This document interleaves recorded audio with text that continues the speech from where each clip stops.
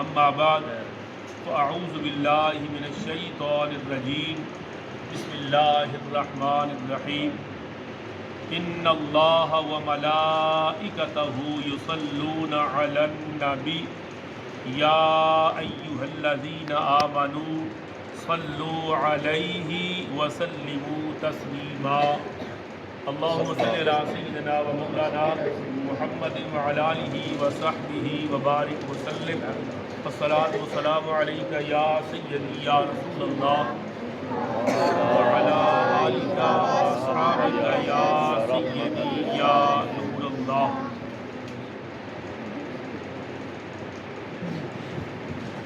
صد بار مبارکباد کے مستحق جامع مسجد نورانی کے جملہ شرکائے محفل، جنہیں ہر جمعۃ المبارک کو مصطفیٰ جان رحمت صلی اللہ تعالی علیہ وآلہ وسلم کی بارگاہ میں درود و سلام کے گجرے اور تحفے پیش کرنے کی سعادت نصیب ہوتی ہے۔ میں نے پچھلے حلقہ درود شریف کے اندر اس بات کو بڑی تفصیل کے ساتھ بیان کیا تھا کہ مسجد اللہ کا گھر ہے اور یہ عبادت کی جگہ ہے۔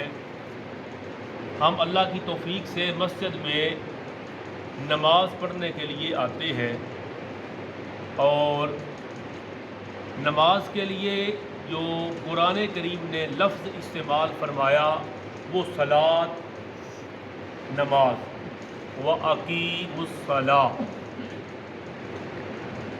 صلاۃ، نماز کے لیے ہم مسجد میں آتے ہیں۔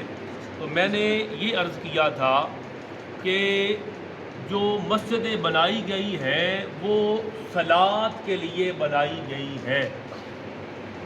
صلاۃ کا معنی کئی معنی ہیں لغت کے اندر۔ امام ابن منظور افریقی رحمۃ اللہ تعالی علیہ آپ فرماتے ہیں کہ صلاۃ کا معنی دعا بھی ہے، صلاۃ کا معنی استغفار بھی ہے، صلاۃ کا معنی رحمت بھی ہے، صلاۃ کا معنی برکت بھی ہے، صلاۃ کا معنی اشاعت ذکر جمیل بھی ہے، صلاۃ کا معنی نماز بھی ہے۔ صلاۃ کا ایک معنی نہیں،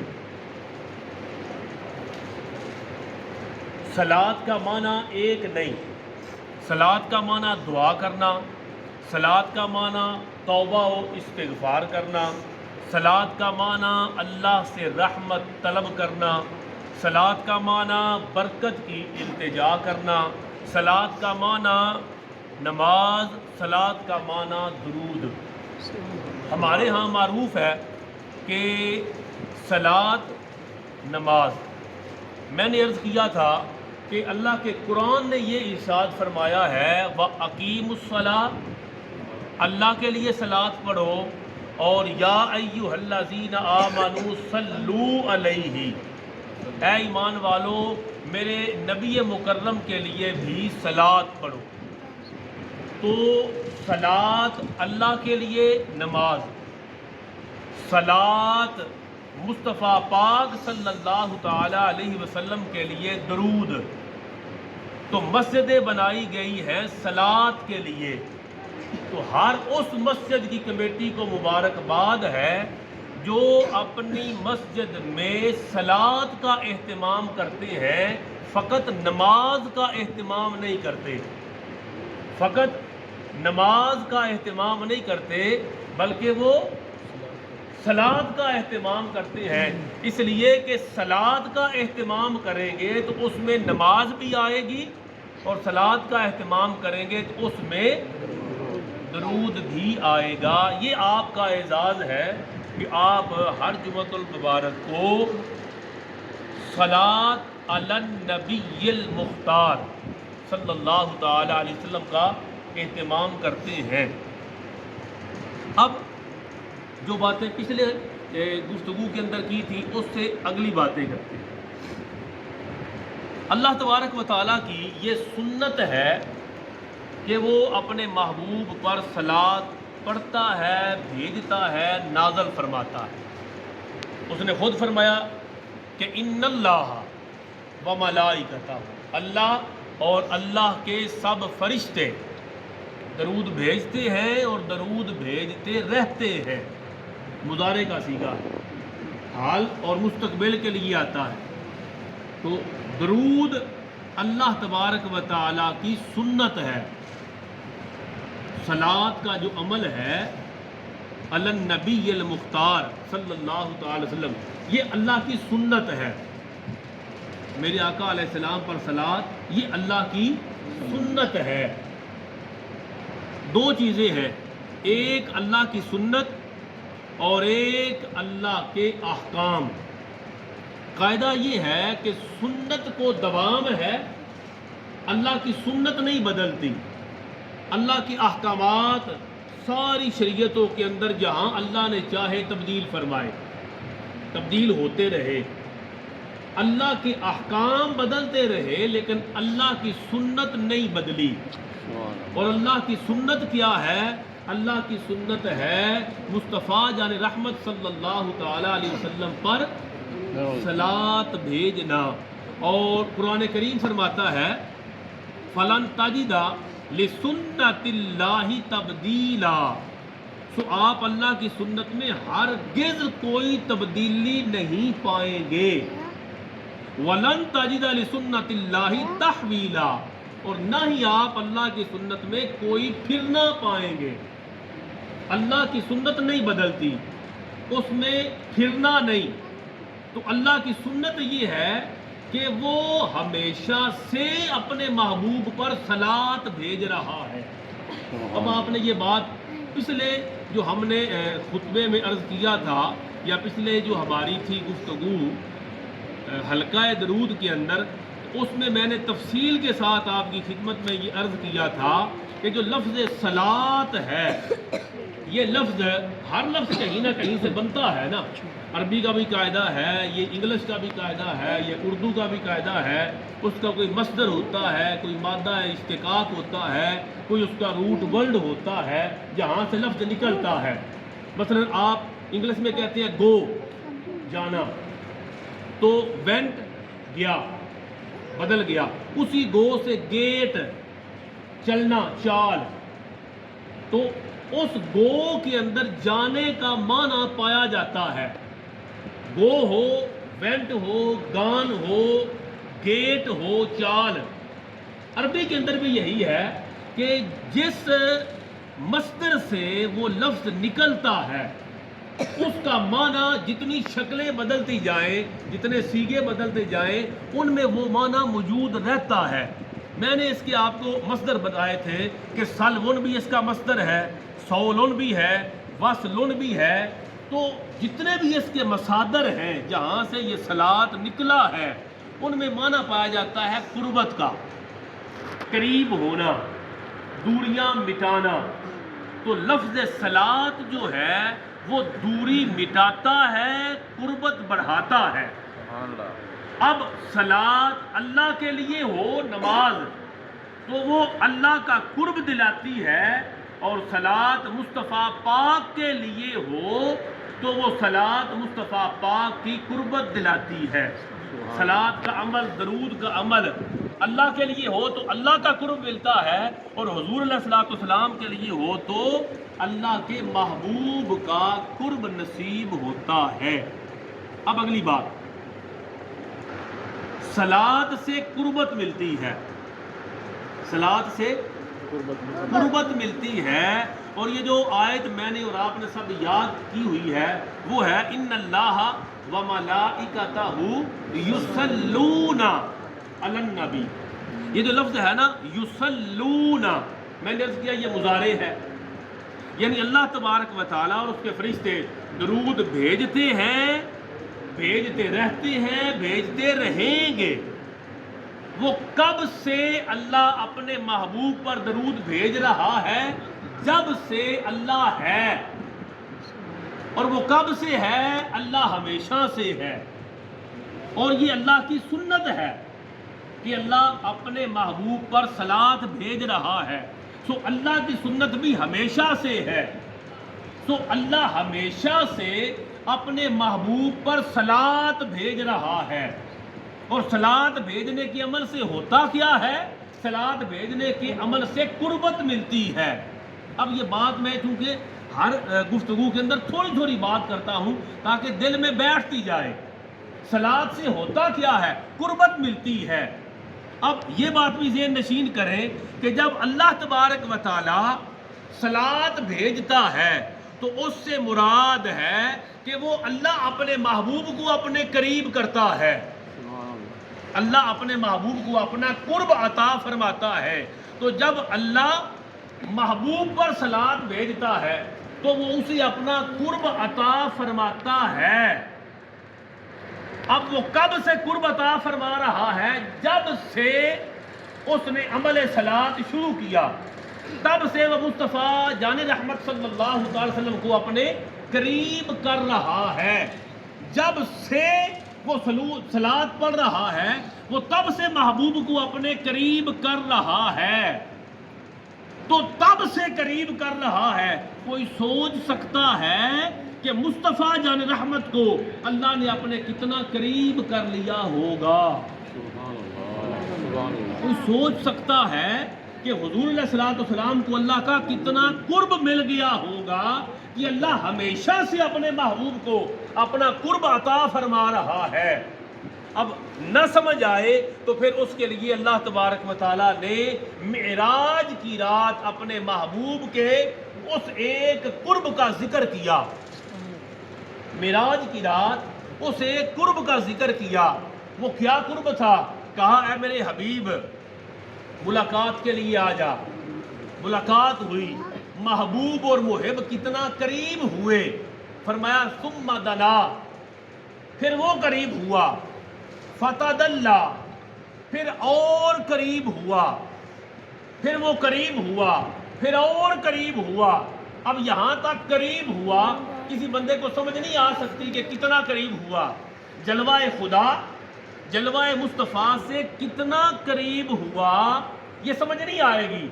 अल्लाह बेहतर जानने वाला है कि इन्हें समझ नहीं आएगी कि महबूब व मुहिब कितने करीब हुए। फरमाया सुम्मा दना फतदल्ला, कुर्ब हुआ दना के मकाम पर, तदल्ला के मकाम पर, लेकिन समझ हमें कोई नहीं आई कि कुर्ब कितना था। अल्लाह ने हमें समझाने के लिए फरमाया फकाना क़ाब क़ौसैन,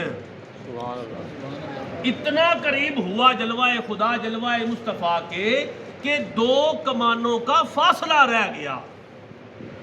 अब जब फरमाया ना दो कमानों का फासला रह गया, तब इंसानी अकल को समझ आई कि फासला ना हो तो इंसान को समझ नहीं आती, फासला हो तो इंसान को समझ आती है। घड़ी आपके पास है, मोबाइल आपके पास है, फासला हो तो आप देख सकते हैं 8:02 है। फासला ख़त्म करके आँख के ऊपर रख दिया जाए तो समझ इंसान को अल्लाह ने ऐसा बनाया है कि फासला हो तो इसे समझ आता है और फासला ना हो तो इसे समझ नहीं आता। तो अल्लाह तबारक व तआला ने जलवाए खुदा, जलवाए मुस्तफ़ा के कितना करीब हुआ, कहा सुम्मा दना, फिर वो करीब हुआ। फतदल्ला, और करीब हुआ। समझ नहीं आई, हमें समझाने के लिए फरमाया इतने करीब हुए कि दो कमानों का फासला रह गया। कमान क्या है? इस तरह कमान बनती है, ये ऐसे किया जाए ये कमान बनती है, और इसी तरह की कमान दूसरी तरफ हो तो दो कमाने। ये लोगों को समझाने के लिए काबा कौसैन, दो कमानों का फासला रह गया। तो बंदे ने पूछा अल्लाह क्या इन दो कमानों के फासले पर क्या खुदा और मुस्तफ़ा की मुलाकात ख़त्म हो गई? कहा नहीं, इन फासले पर तेरी समझ ख़त्म हो गई। इससे आगे तुझे समझ नहीं आनी कि फासला हो तो तुम्हें समझ आता है, फासला ना हो तो तुम्हें समझ नहीं आता। अल्लाह हमारी समझ यहाँ ख़त्म हुई, मिराज कहाँ ख़त्म हुई? फरमाया फ़कान क़ाब क़ौसैन औ अदना, औ अदना, कहा दो कमानों का फासला रह गया और दो कमानों से भी कम फासला रह गया। गोया दो कमानों में से एक कमान खत्म कर दी गई। जलवाए खुदा, जलवाए मुस्तफ़ा में गर्क हुआ। अब हुजूर सल्लल्लाहु ताला वसल्लम भी एक कौसे अबदियत लेके गए। अल्लाह ताला की कौस قوس الوہیت ہے، تو ایک قوس فنا ہوئی، اللہ کو فنا نہیں، اللہ کو فنا نہیں، تو مصطفیٰ پاک کی قوس عبدیت، قوس الوہیت کے جلووں میں فنا ہو گئی۔ فرمایا او ادنا، اب جب جلوہ مصطفیٰ جلوہ خدا میں فنا ہوا تو معراج اپنے کمال کو پہنچی۔ سبحان اللہ۔ ارے وہ تو ایک رات کا قرب تھا جو اللہ نے معراج کی رات عطا فرمایا، مگر وہ کہہ رہا ہے ان اللہ وملائکتہ یصلون علی النبی، ارے وہ تو پہلے دن سے اپنے محبوب کو اپنے قریب کر رہا ہے۔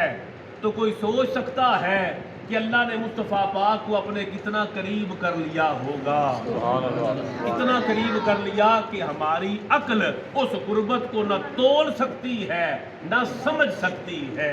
ہمیں صرف یہ بتایا اگر تم چاہتے ہو کہ تمہیں خدا کا قرب مل جائے تو اسی صلاۃ کے ذریعے نماز پڑھا کرو، اور اگر تم چاہتے ہو تمہیں مصطفیٰ پاک کا قرب مل جائے تو اسی صلاۃ کے ذریعے درود پڑھا کرو۔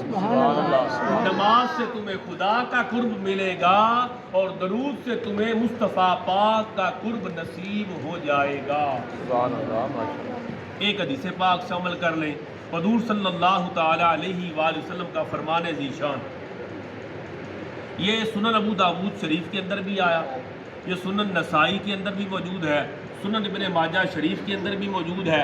امام حاکم فرماتے ہیں یہ حدیث صحیح ہے علی شرط البخاری، یعنی جن شرائط پر بخاری شریف کی حدیثیں ہوتی ہیں ان شرائط پر یہ حدیث بھی صحیح حدیث پاک ہے۔ اور حدیث پاک کیا ہے؟ ایمان تازہ کریں۔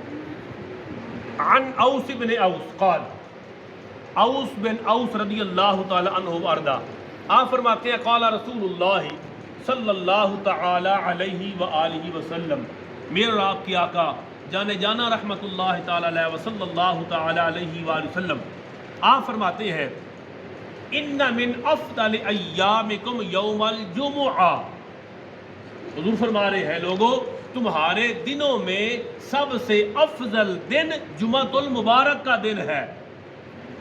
آگے وجہ فرمائی کیوں جمعے کا دن افضل ہے؟ فیہ خلق آدم وفیہ قبض، جمعے کے دن اللہ نے آدم علیہ السلام کو تخلیق فرمایا۔ جس دن ایک پیغمبر کی تخلیق ہوئی وہ دن سارے دنوں کا سردار بن گیا۔ آدم علیہ السلام کی تخلیق ہوئی تھی نا، ولادت تخلیق ہوئی تھی، تو جس دن آدم علیہ السلام کی تخلیق ہوئی فرمایا وہ دن سارے دنوں سے افضل ہے کہ وہ یوم تخلیق نبی ہے، ولادت نبی ہے۔ اور اسی دن فیہ خلق آدم وفیہ قبض، جمعہ سارے دنوں کا سردار ہے، اسی دن آدم کی تخلیق ہوئی اور اسی جمعہ کے دن آدم علیہ السلام کی روح قبض ہوئی، ان کے وصال کا دن بھی جمعہ ہے۔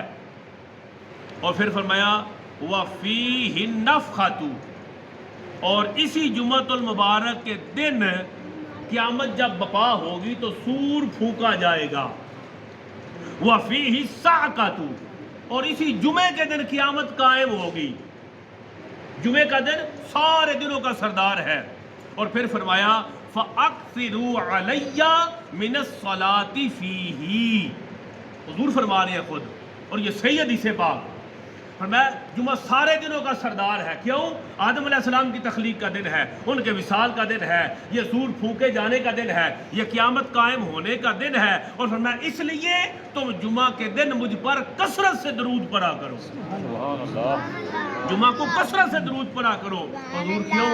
فرمایا فَإِنَّ صَلَاتَكُمْ مَعْرُودَةٌ عَلَيَّ، جب تم درود پڑھتے ہو تو تمہارا درود، حضور فرماتے ہیں، میری بارگاہ میں پیش کیا جاتا ہے۔ تم درود پڑھتے ہو تمہارا تو میری بارگاہ میں پیش ہوتا ہے۔ قال، راوی کہتا ہے قالوا یا رسول اللہ، راوی بتا رہا ہے، خبر سنا رہا ہے کہ صحابہ کرام نے عرض کی یا رسول اللہ صلی اللہ تعالی علیہ وسلم کیف تعرض صلاتنا علیک وقد ارمت، قال یقولون بلیت، یا رسول اللہ، دیکھیں اللہ کی کروڑوں رحمتیں ان صحابہ کرام پر جنہوں نے ہمارے عقیدے کی وضاحت فرما دی۔ سرکار سے پوچھا، سرکار آپ فرما رہے ہیں کہ جمعے کے دن کثرت سے درود پڑھا کرو، یہ مشہود دن ہے اور یہ درود پیش کیے جانے کا دن ہے، تو یا رسول اللہ صلی اللہ علیہ وسلم آپ پر درود کیسے پیش کیا جاتا رہے گا؟ آپ تو فوت ہو جائیں گے، آپ کا تو وصال ہو جائے گا، اور جب آپ کا وصال ہو جائے گا تو پھر آپ کے وصال کے بعد درود کیسے پیش ہوگا؟ تو حضور صلی اللہ تعالی وسلم نے فرمایا ان اللہ حرم علی الارض ان تاکل اجساد الانبیاء، فرمایا لوگوں سن لو، تم یہ سوچ رہے ہو میرا وصال ہو جائے گا تو جسم جو ہے وہ تو مٹی میں مکس ہو جائے گا، جسم تو ختم ہو جائے گا، مٹی میں مل جائے گا، تو درود کہاں پھر جائے گا؟ فرمایا سن لو ان اللہ حرم علی الارض، اللہ نے زمین پر حرام کر دیا ہے اجساد الانبیاء، نبیوں کے جسموں کا کھانا۔